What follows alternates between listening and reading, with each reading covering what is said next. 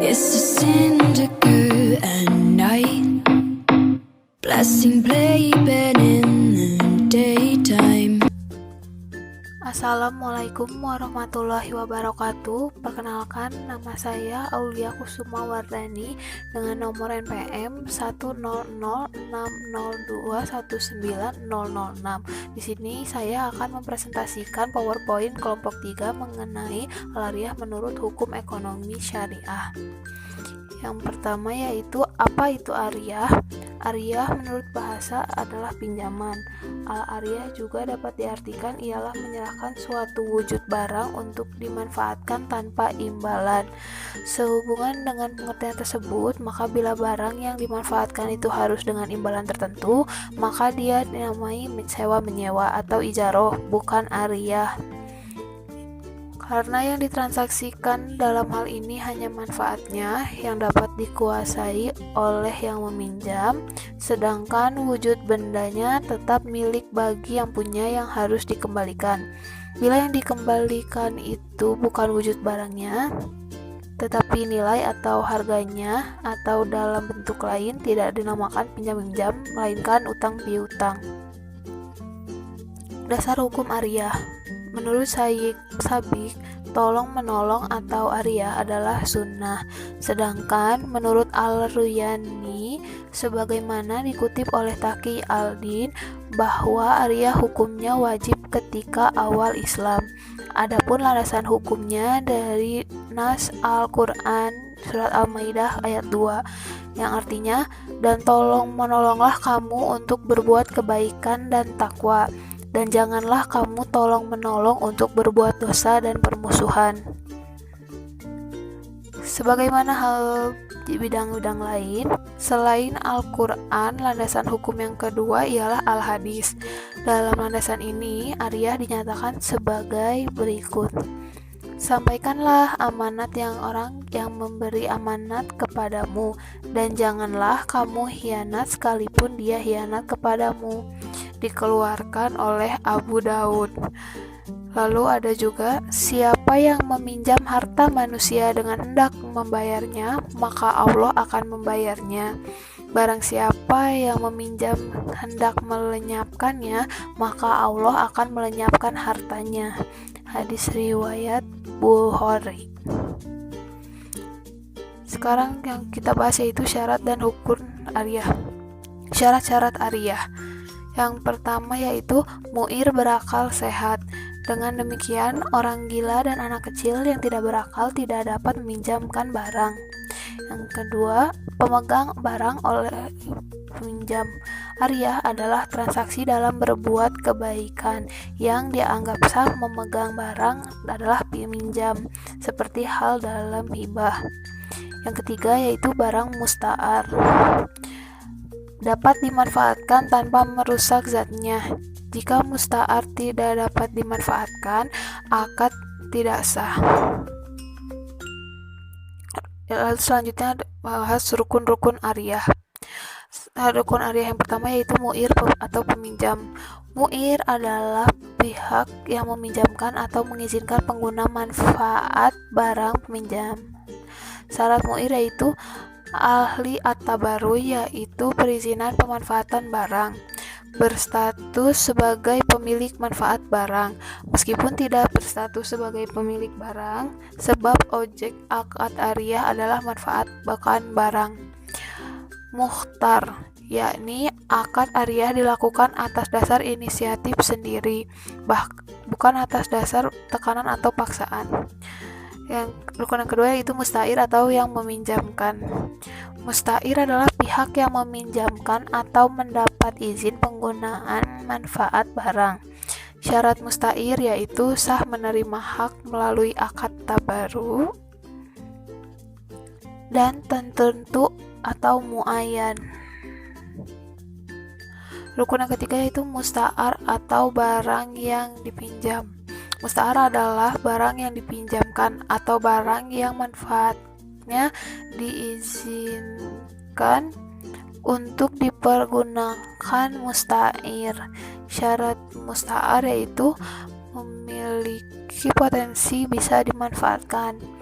Memanfaatnya merupakan milik pihak muir, pemanfaatannya legal secara agama, manfaat yang memiliki nilai ekonomis atau maksudah, pemanfaatannya tidak berkonsekuensi mengurangi fisik barang. Rukun yang terakhir yaitu sigoh. Sigoh dalam akad Arya adalah bahasa interaksi meliputi ijab dan qabul yang menunjukkan perizinan penggunaan manfaat. Mungkin cukup sekian yang dapat saya sampaikan. Materi selanjutnya akan disampaikan oleh rekan saya. Sekian, terima kasih. Wassalamualaikum warahmatullahi wabarakatuh.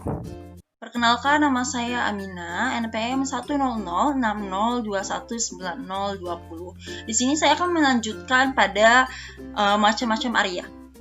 Akad peminjaman minjam atau arya pada umumnya dapat dibagi menjadi dua macam. Yang pertama ada arya muqayyadah, yaitu bentuk pinjam-meminjam barang yang bersifat terikat dengan batasan waktu tertentu, misalnya peminjaman barang yang dibatasi pada tempat dan jangka waktu tertentu.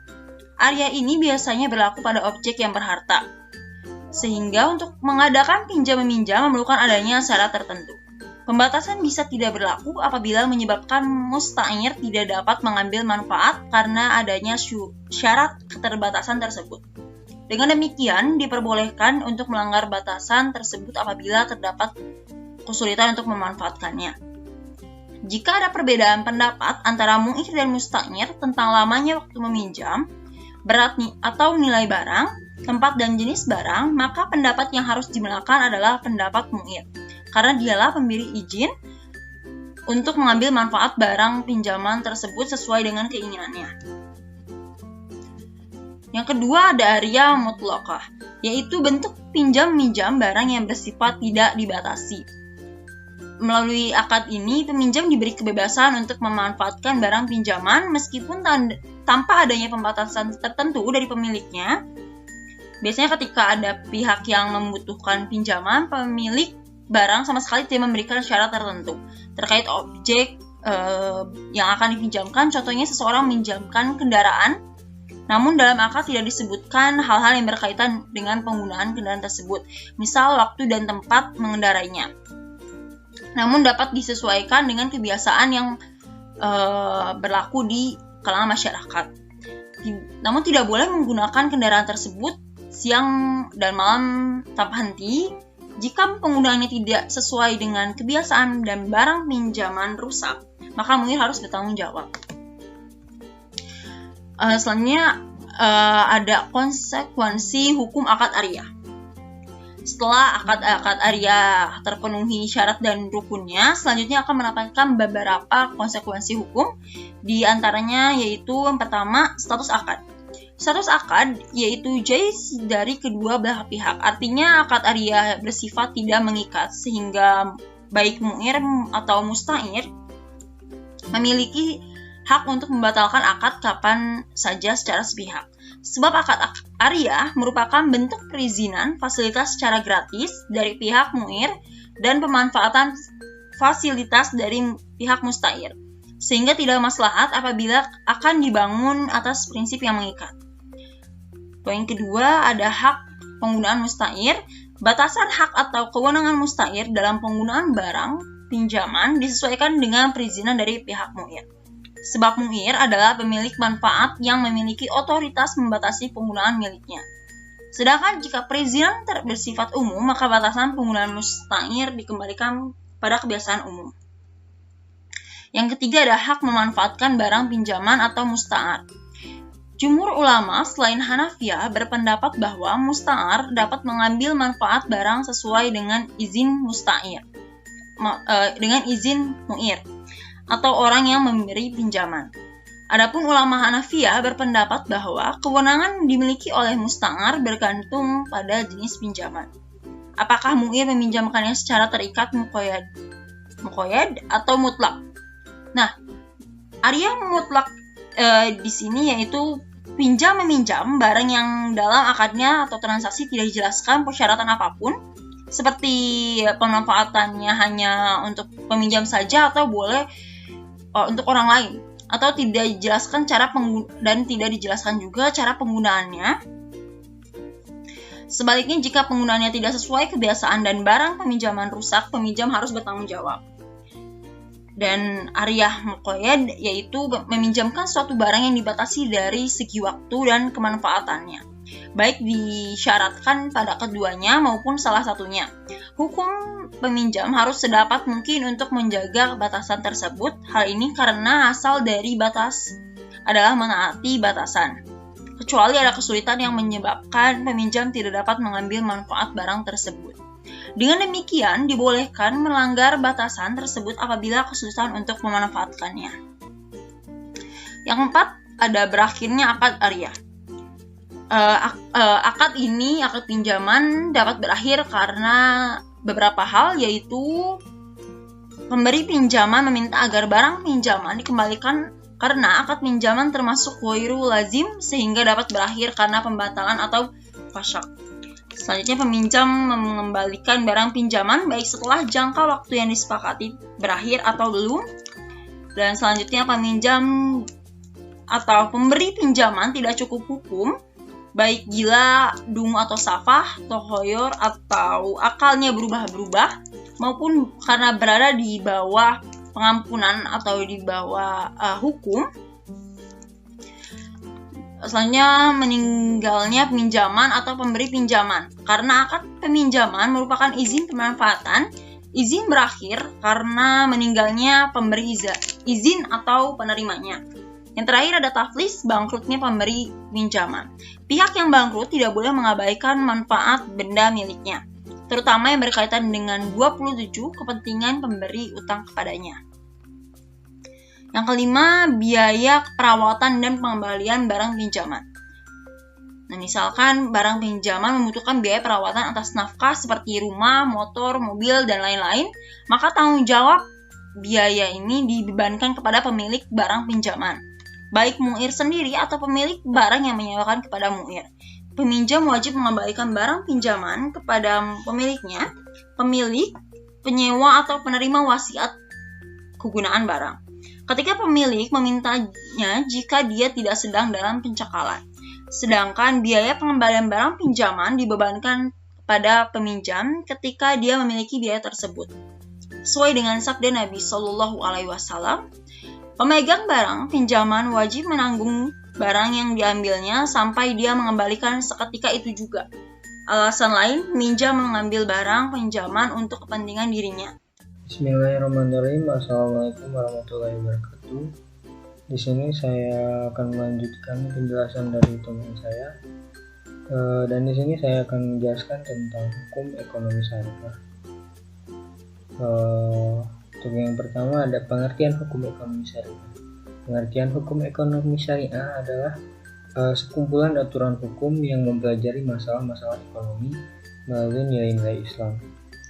Selain itu, ada tujuan ekonomi syariah dapat dilihat dari sudut pandang yang memiliki karakteristik dan nilai-nilai yang berfokus kepada amar ma'ruf dan nahi munkar, yang berarti mengerjakan yang benar dan meninggalkan yang dilarang.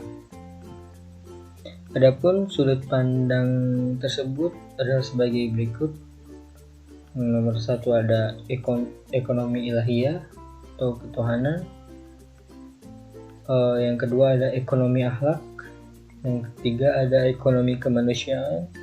Yang keempat ada ekonomi keseimbangan. Setelah itu saya akan menjelaskan prinsip hukum ekonomi syariah Islam. Prinsip hukum ekonomi syariah Islam adalah agama yang berorientasi kepada kebaikan dan keadilan seluruh manusia. Dalam hal ekonomi, Islam pun ikut mengatur dan memberikan arahan dan pencerahan agar umat manusia tidak terjebak kepada ekonomi yang salah dan keliru. Prinsip dasar dari ekonomi Islam tentunya tidak hanya bergantung atau memberikan keuntungan kepada salah satu atau sebagai pihak saja. Ajaran Islam menghendaki transaksi ekonomi dan kebutuhan ekonomi dapat memberikan kesejahteraan dan kemampuan manusia di hidup di muka bumi. Adapun prinsip-prinsip dalam muamalah itu adalah sebagai berikut. Yang satu ada prinsip tauhidi, setiap bangunan dan aktivitas kehidupan manusia harus didasarkan pada nilai-nilai tauhid. Yang kedua ada prinsip halal nadratul zaman, berpendapat bahwa manusia diharapkan agar dalam mencari rezeki menjauhkan diri dari hal-hal yang haram. Yang ketiga ada prinsip maslahah, adalah sesuatu yang ditunjukkan oleh dalil hukum tertentu yang membenarkan atau membatalkan atas segala tindakan manusia dalam rangka mencapai tujuan syara, yaitu memelihara agama, jiwa, akal, harta benda, dan keturunan. Yang keempat ada prinsip ibahah, bahwa berbagai jenis muamalah hukum dasarnya adalah boleh sampai ditemukan dalil yang melarangnya. 5. Prinsip kebebasan, bertransaksi dalam bermuamalah harus didasari prinsip suka sama suka dan tidak ada pihak yang didolimi. Yang keenam ada prinsip kerjasama, prinsip transaksi didasarkan pada kerjasama yang saling menguntungkan dan solidaritas. Yang ketujuh ada prinsip membayar zakat, mengimplementasikan zakat merupakan kewajiban seorang muslim yang mampu secara ekonomi sebagai wujud keadilan sosial. Yang kedelapan ada prinsip keadilan, dalam bermuamalah harus terpenuhinya nilai-nilai keadilan antara pihak yang melakukan akad muamalah. Yang kesembilan ada prinsip terhindar dari investasi yang dilarang dalam melakukan kegiatan bermuamalah. Manusia harus terhindar dari kegiatan yang dilarang oleh syariat Islam seperti terhindar dari ihtikar atau penimbunan. Dan setelah itu saya akan membacakan semua kesimpulan dari materi ini. Satu, al-ariyah adalah nama barang yang dituju oleh orang yang minjam. Dasar hukum al-ariyah berasal dari Al-Quran dan hadis. Ada dua macam al-ariyah, yaitu al-ariyah muqayyadah dan al-ariyah mutlaqah. Rukun al-ariyah menurut Hanafi yaitu ijab dan qabul. Menurut Syafi'iyah rukun al-ariyah adalah lafad mu'ir dan musta'ir, benda yang dipinjamkan. Yang keempat ada hikmah dari al-ariyah dapat ditujukan bagi peminjam seperti dapat memenuhi kebutuhan seseorang terhadap manfaat sesuatu yang belum dimiliki, dan bagi yang memberi pinjaman seperti membantu orang yang membutuhkan. Yang kelima, setiap pinjaman wajib dikembalikan, sehingga berdosalah orang yang tidak mau membayar mengembalikannya. Yang keenam, apabila barang yang dipinjam itu rusak selama dimanfaatkan sebagaimana fungsinya, si peminjam tidak diharuskan mengganti. Akan tetapi kalau kerusakan barang yang dipinjam akibat dari pemakaian yang tidak semestinya atau oleh sebab lain, maka wajib menggantinya. Yang terakhir, perbedaan antara qard dengan al-ariyah, yaitu kalau qard memberikan barang yang dipinjamkan ke orang lain dan dikembalikan dengan jenis yang serupa, terjadi pemindahan kepemilikan. Contohnya, uang 1 juta dikembalikan dan beras 1 kilo dikembalikan beras 1 kilo. Sedangkan al-ariyah tidak terjadi pemindahan kepemilikan, yang dikembalikan barang yang dipakai. Cukup sekian dari saya. Mohon maaf semua kesalahan. Assalamualaikum warahmatullahi wabarakatuh.